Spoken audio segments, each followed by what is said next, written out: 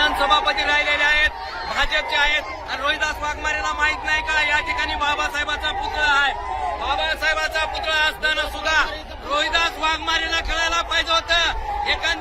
एखाद्या गावातल्या एखाद्या प्रत्येक नागरिकाने जर बाबा नीळ लावली तर रोहिदास वाघमारे त्यांना म्हणतो की नीळ कशाला लावला, आणि बाबासाहेबाच्या नावाखाली तू सभापती होतोस आणि तुला इथलं बाबासाहेबाचा पुतळा कळत नाही का? इथं प्रत्येक